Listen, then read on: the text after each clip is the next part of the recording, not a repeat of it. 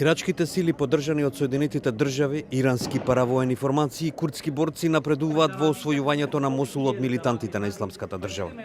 Ирачкиот премиер Хајдер Ал-Абади, кој ги посети војниците на борбените линии во западниот дел на Мосул, им порача на джихадистите дека можат да избираат. الدواعش أما يهربون أو يقتلون أمامهم خيارين. الخيار الأول أن يسلمون أنفسهم نوعدهم أن تكون محاكمة عادلة لهم. الخيار الثاني يقتلون ما عندهم خيار آخر. Се проценуваше дека во Мосул, кој е последното упориште на Исламската држава во Ирак, во почетокот на офанзивата на 17 октомври минатата година, имало околу 6000 милитанти. Во средата се појавија наводи дека лидерот на Исламската држава Абу Бакр Ал-Багдади го напуштил Мосул и ги оставил неговите соработници да ја водат битката против ирачките сили. Според наводите, Багдади, кој се прогласи за лидер на од него прогласениот калифат, откако ја презете контролата врз Мосул во 2014 година, сега се криел во пустината во обид да го зачува животот. Ваквите наводи немаат потврда од независни извори.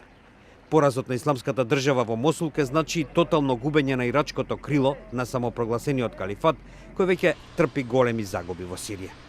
Американскиот бригаден генерал Метју Айслер, кој учествува во борбите за ослободување на западниот дел на Мосул, вели дека исламските милитанти биле дезориентирани и оти дел од странските джихадисти се обидувале да го напуштат градот. The game is up. They have lost this fight, and what you're seeing is a delaying action. Во меѓувреме, се повеќе цивили успеваат да избегаат од градот.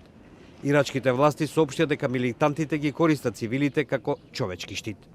Харет Ајат, кој избега од Мосул, вели: يقول لك انت معايا انت اخ تقول له ايه يسلمك انت مو اخ ما ينفكش حتى علاج ما ينفك. انا ابوي عافوه ينزف دمه طوله والله طلع بهدوم ليش يا اخي ما انت تقول انا نصر الدين اسلام هذا الرجال هذا الكبير جاك ينزف ما يقدر يمشي.